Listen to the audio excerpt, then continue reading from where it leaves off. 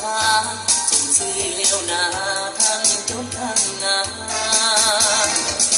ไอ้ก็ซ้ำเสยโยน้องมันเพี้ยนเฮียนหูยังกาน้องเด่นได้มาเห็นน้องแรกคือแก้วเวนเย็นเงินสายต่างก็เว้นไม้ปองมันเพื่อนหญิงต่างก็มีความสำคัญเรียกงานน้องก็ห้าวหันเกี่ยวกับเพียสายสมเป็นหญิงเอาใหม่ผู้อ่านกล่าวไว้งามน้ำใจสู้คนอดทนงามแต่รูปจูบบ่หอมงามแต่รูปจูบบ่หอมสายผู้ไม้อยู่ดอมอีกคนนานก็นานโอ้น้องเช่นน้องๆมาแล้วเป็นต่างอักษรแล้วก็ได้กันยิ้มแย้มเจียมใสยิ้มสามาสมเป็นขวัญใจของสามีบทบาทต่อภาระหน้าที่อย่าได้ให้ยืนเดิน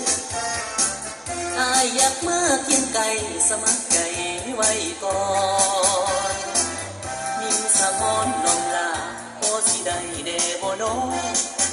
หากยังบ่เพียงพอผลงานอายนัดหมายไว้ก่อนก็ได้คนดีอายคอยท่า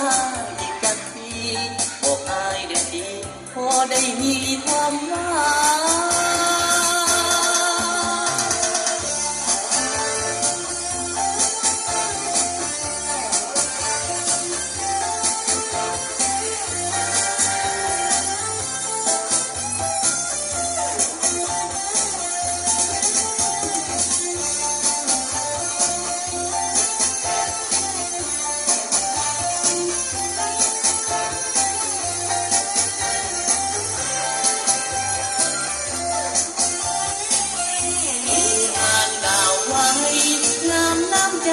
สู้ทนอดทนงามแต่รูปจูบบ่หอมงามแต่รูปจูบบ่หอมสายผู้ไม้อยู่ดอมอีกบ่นานก็นานโอ้น้องสาวเจ้าวิไลงามน้ำใจใจความสามารถสมเป็นขวัญใจของสาวมีบทบาทต่อภาระหน้าได้ให้เดินอายอยากมาเคียงไก่สมัครใจไว้ก่อนยิ่งสะมอนน้องลาพอสิได้เดบ่น้องหากยังบ่เพียงพอผลงานอายนัดหมายไว้ก่อนก็ได้คนดีอายคอยท่าอีกจักที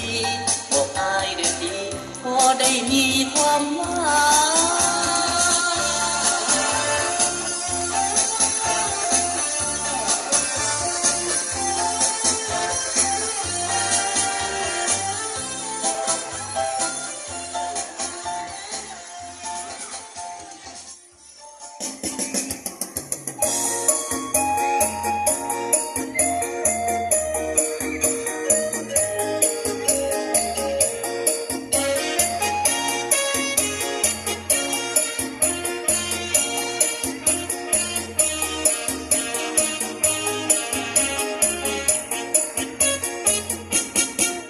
แผ่นดิน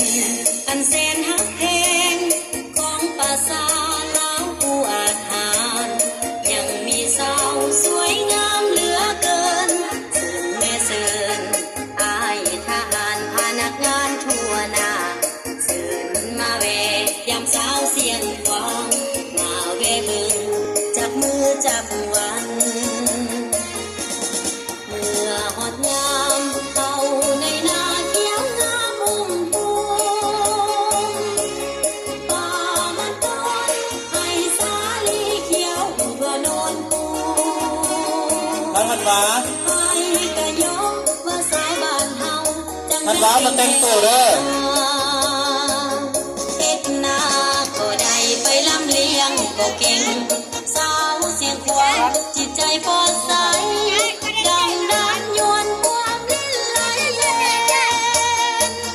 อยู่กองห่มแปรลมพัด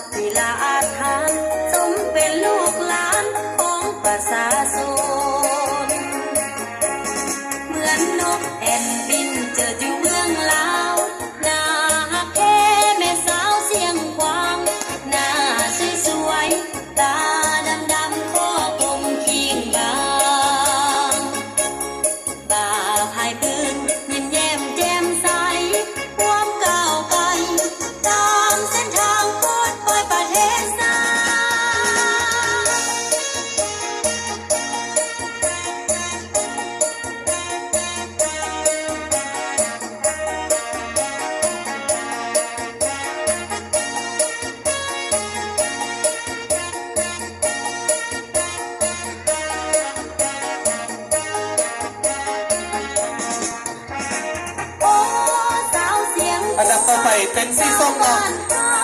สมสื่อเป็นหญิงหนุ่มลาวที่ละอาถรรพ์สมเป็นลูก แล้วก็มาหน้าจากแก้วเนาะอันดับต่อไปมันเป็นสีส้มต่อไปเลยเด้อ เหมือนนกแอ่นบินเจอถึงเมืองลาวหน้าฮักแท้แม่สาวเสียงกวางหน้าสวยๆตาดำๆคอกลมเคียงบางตาพายคืนยิ้มแย้มแจ่มใสความก้าวไปตามเส้นทางปลอดปลอยประเทศไทย